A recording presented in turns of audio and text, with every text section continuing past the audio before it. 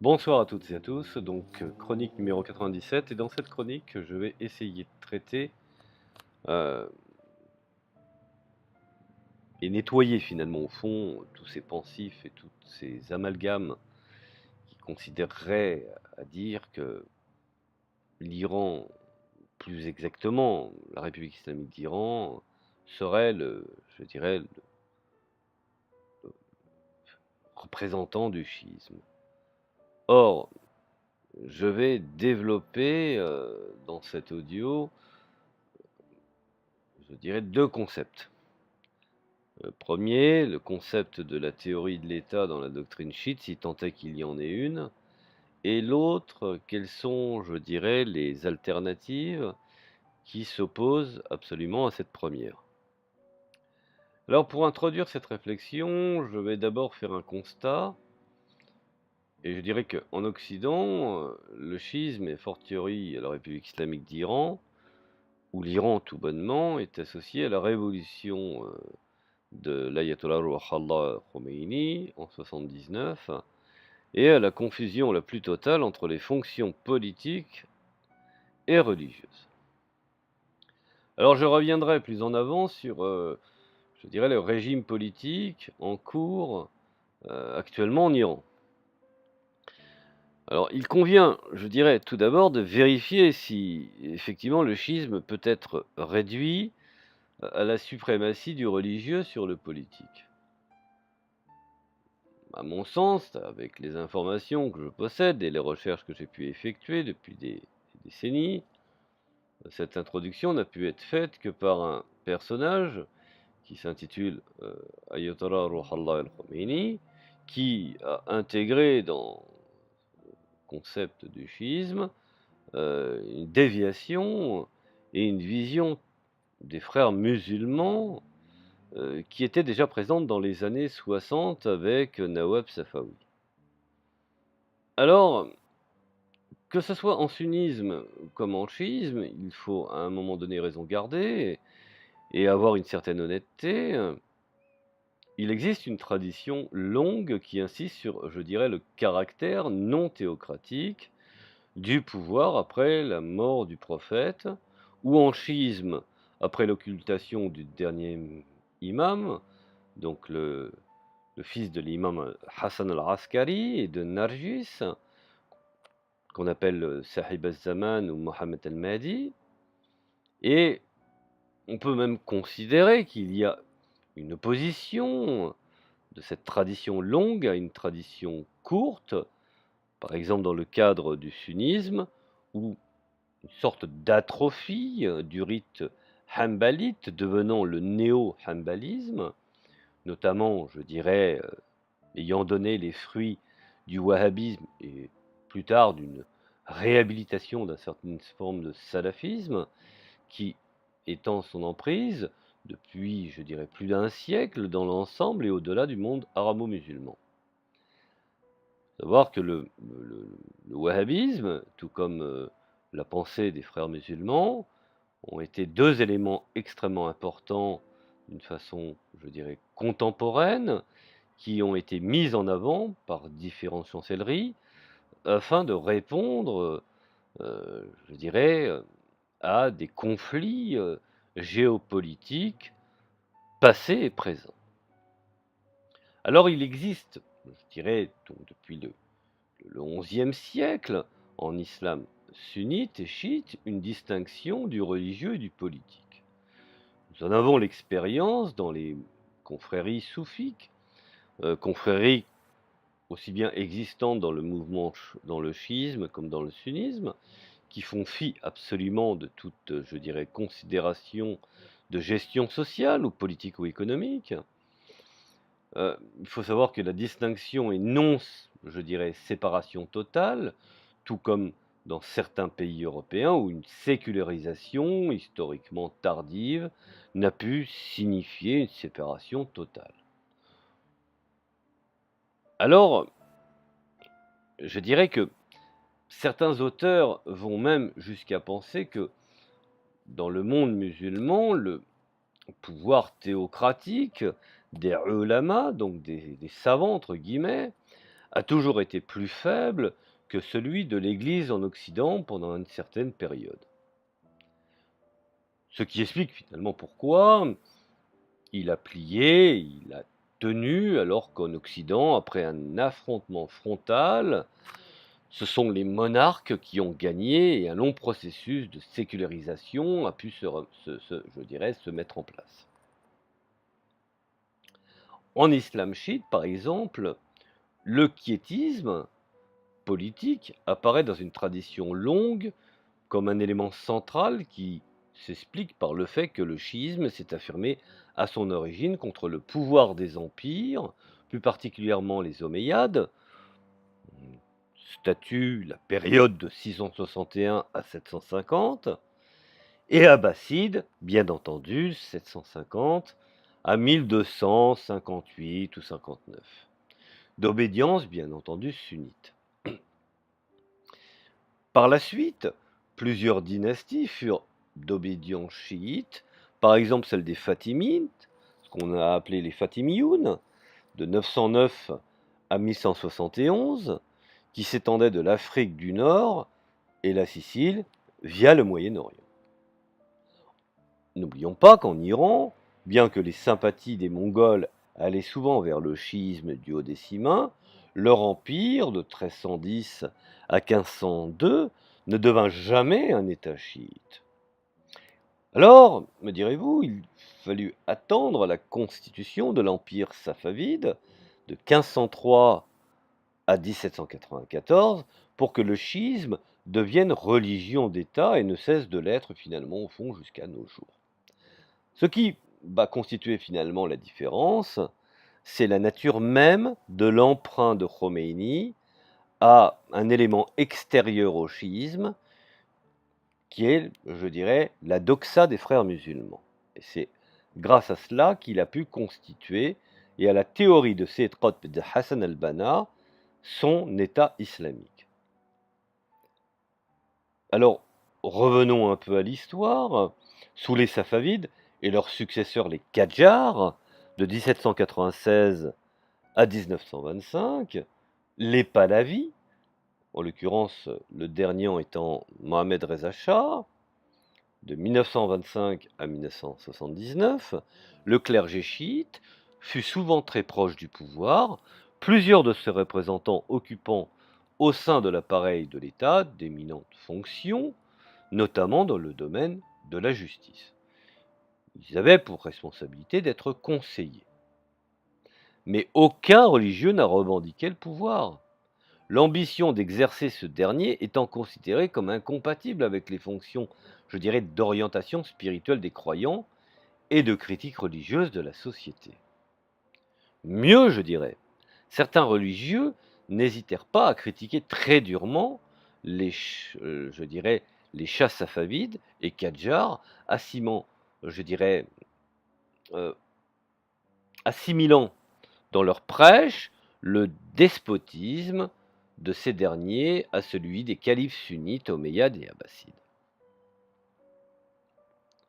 Alors, nous en arrivons effectivement, après cette petite introduction historique, à l'émergence de la théorie du wilayat al-faqih, sur laquelle, bien entendu, quand je dis wilayat al-faqih, c'est la gestion du docte, pour essayer de trouver une traduction plus ou moins similaire, sur laquelle repose aujourd'hui l'organisation étatique de la République islamique d'Iran, et qui semble donc représenter un anachronisme dans l'histoire du chiisme, voire même ce que j'appelle une déviation.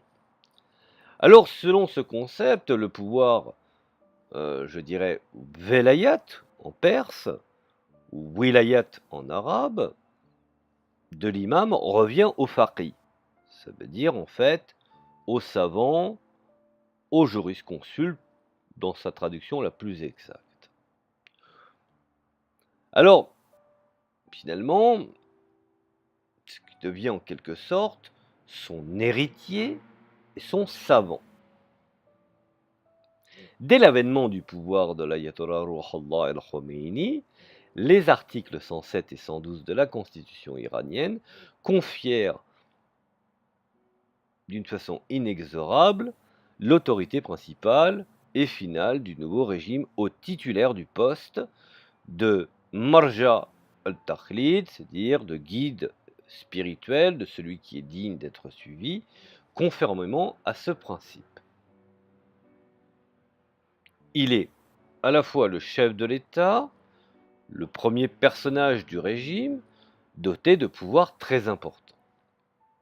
L'élection du président de la République, qui se déroule pourtant au suffrage universel direct, doit être bien entendu validée par ce guide.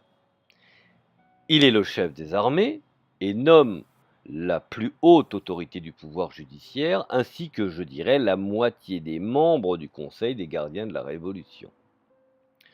De nombreuses voix en Iran remettent en cause la théorie du Wilayat al-Faqih. Aussi bien, je dirais, des laïcs, que je trouve tout à fait logique et légitime, que des religieux.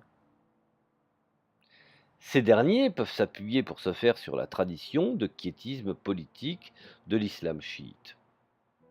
Alors, nous allons effectivement essayer de, dans ce deuxième volet, de traduire ce que peut être, je dirais, l'orientation vers une modernité chiite. Et pour finir ce bref exposé, je dirais sur une note que j'intitulerai optimiste, et loin s'en faut, je voudrais évoquer ici les évolutions théoriques en cours en Iran visant à réformer une pensée religieuse et politique pour, in fine, les adapter aux défis posés par la modernité. Et pourtant, l'imam Ali avait bien précisé qu'il n'y a pas de Coran qui n'est pas valable avant, pendant, mais après, mais bel et bien des religieux qui ne sont incapables de pouvoir traduire le livre selon les exigences et le besoin des défis de la modernité. Alors revenons là-dessus à ces fameux défis posés par la modernité. Et certains juristes théologiens et certains même intellectuels forment ce que l'on appelle en Iran le mouvement post-islamiste. Il faut noter d'emblée, et ça il faut le préciser, que les membres de ce courant ont occupé des fonctions importantes après la révolution islamique de 1979, ce qui légitime leurs idées et rend la critique et la répression du pouvoir à leur égard plus difficile, soyons honnêtes. Je prends ce cas d'espèce, Ayatollah Montazeri, qui devait être le dauphin de Khomeini, donc par voie d'évidence, son successeur, a été le plus critique. Khomeini ne pouvait pas se débarrasser de lui, l'a assigné à résidence en contrôlant tous ses faits et gestes. Et bien entendu, l'a bâillonné. Alors pour parler de tous ceux qui ont à un moment donné cru dans cette révolution dès le départ et qui ont vu cette déviation et qui en finalité sont devenus des dissidents, il faut préciser qu'ils militent pour une désacralisation, je dirais, de la charia, considérant que cette dernière n'a pas pris une orientation raisonnable et ne se trouve plus de ce fait en harmonie avec la rationalité du monde contemporain et les réalités actuelles de la société musulmane.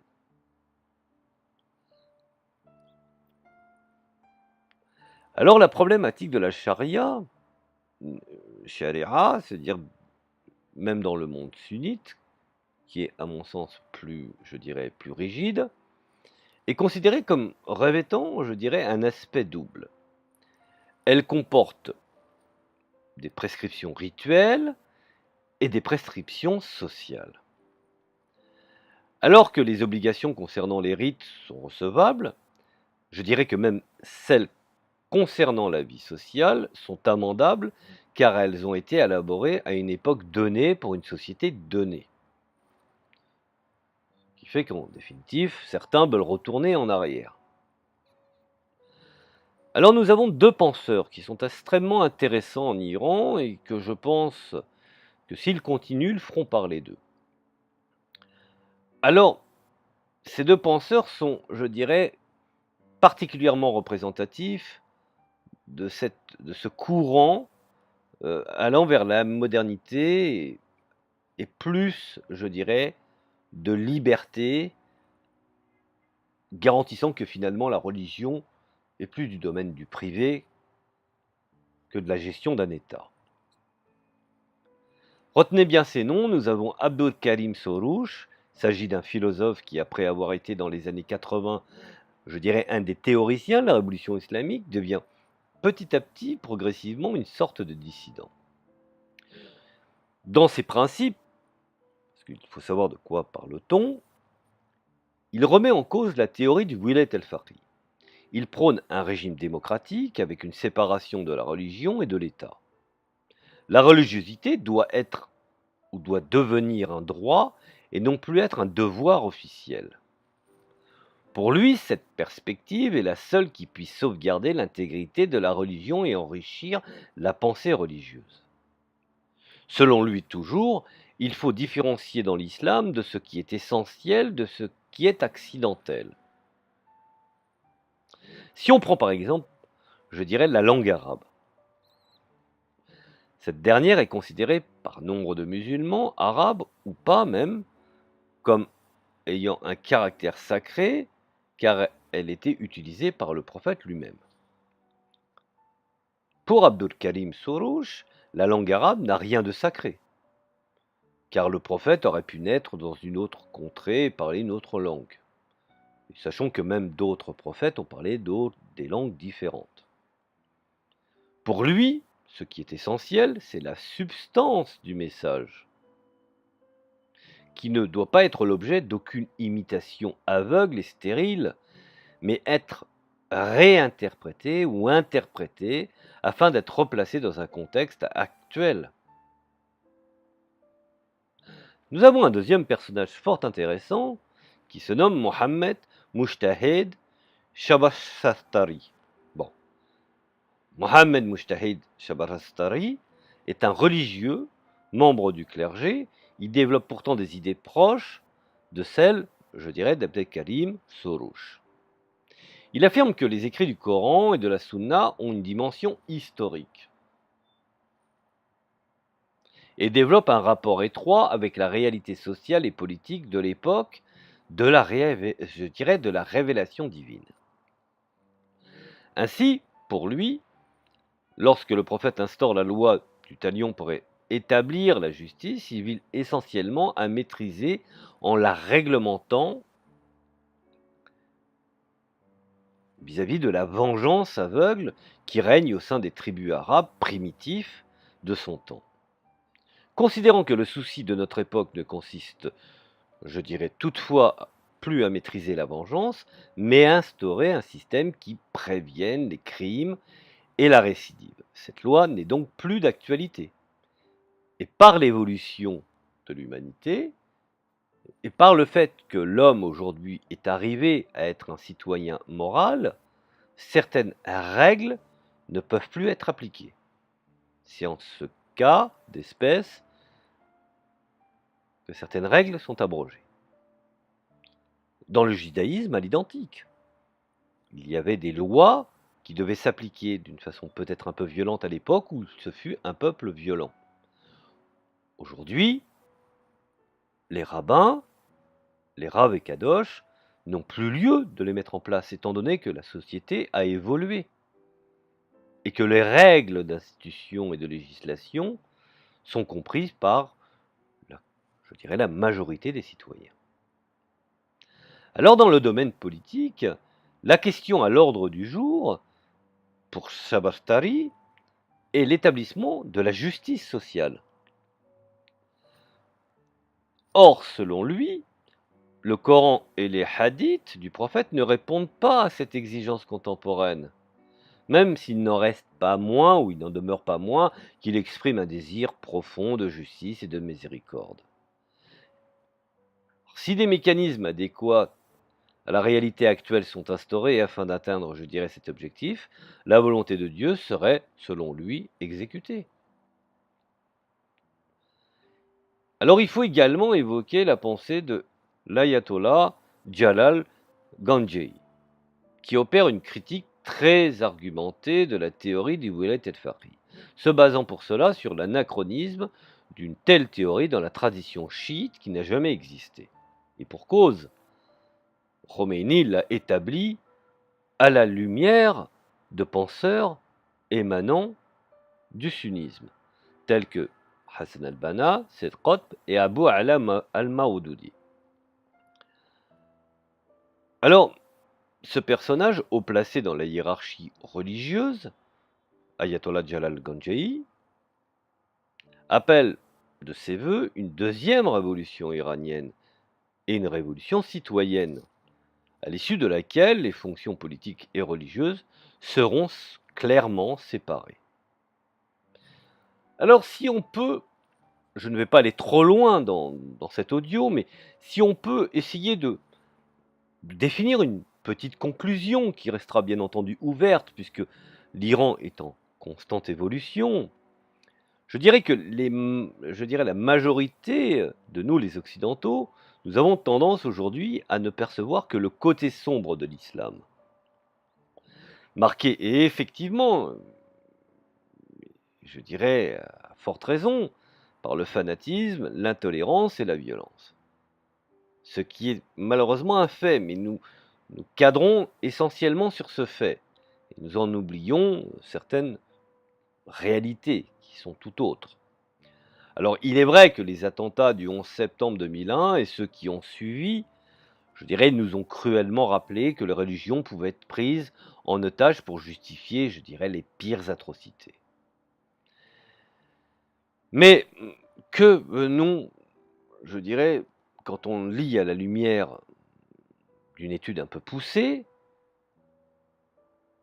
et que nous regardons certains penseurs qui émergent, ou intellectuels, laïcs ou religieux, ils se basent sur ce qu'ils considèrent être, je dirais, le message authentique, à tort ou à raison, c'est-à-dire un appel religieux, social et moral pour réinterpréter certains principes à la lumière des conditions historiques et sociales existantes dans la société où il est apparu. La question que je me pose, là où je m'interroge, et je vous interroge également, ne faudrait-il pas en Occident, afin de déjouer le scénario, je dirais, d'un choc des civilisations qui se terminera, n'ayons pas peur de le dire, inexpugnablement dans un bain de sang, être plus attentif et mettre en avant ceux qui sont, je dirais, capables de pouvoir donner une nouvelle doxa à cette pensée et de donner une image plus positive d'une religion et d'une civilisation qui finalement, sur bien des aspects, n'est pas que négatif.